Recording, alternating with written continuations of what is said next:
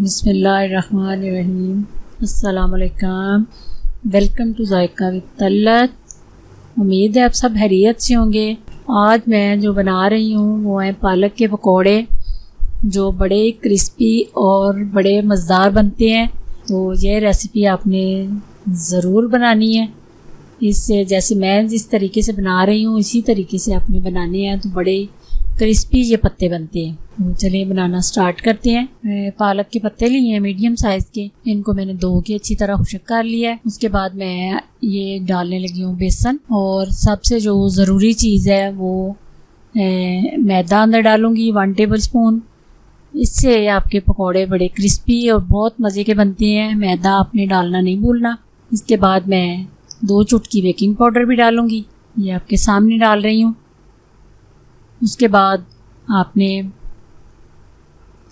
2 चुटकी अजवाइन है, ये आपने ज़रूर डालनी है। उसके बाद नमक अपने टेस्ट के मुताबिक आप कम ज़्यादा कर सकते हैं। उसके बाद ये खुशक धनिया है, भुना हुआ और पिसा हुआ।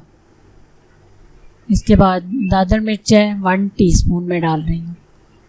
पकौड़ों के हिसाब से आपने डालनी है कि जितने आपके पकौड़े हैं उसके हिसाब से आपने ये नमक और मिर्च डालनी है।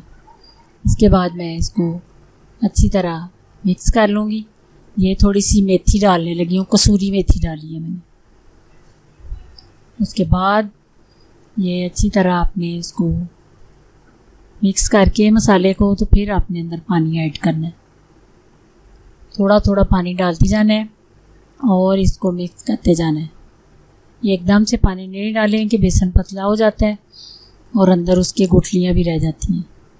थोड़ा थोड़ा आपने पानी डालते जाना है और इसको मिक्स करते जाना है।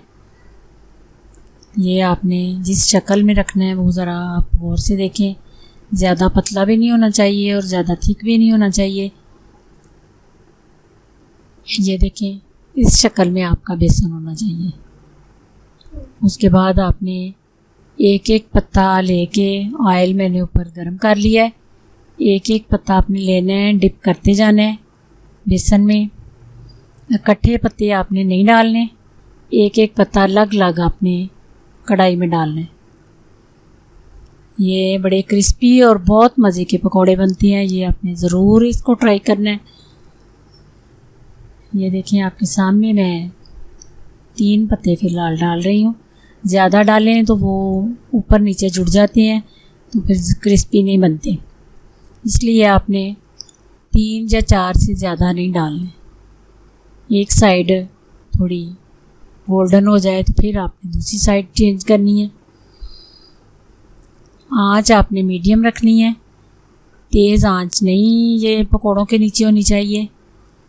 बिल्कुल मीडियम आँच पे ये बनेंगे। स्लो बने तो फिर क्रिस्पी बनते हैं। ये देखें आपके सामने पालक के पत्तों के पकोड़े मैंने बनाए हैं। इतने क्रिस्पी हैं और इतने मज़े के हैं। साथ मैंने धनिया पुदीने की चटनी बनाई है। तो ये आपने ज़रूर ट्राई करना है और दुआओं में मुझे याद रखना है। अल्लाह आपका हामी नासिर। खुदा हाफिज़।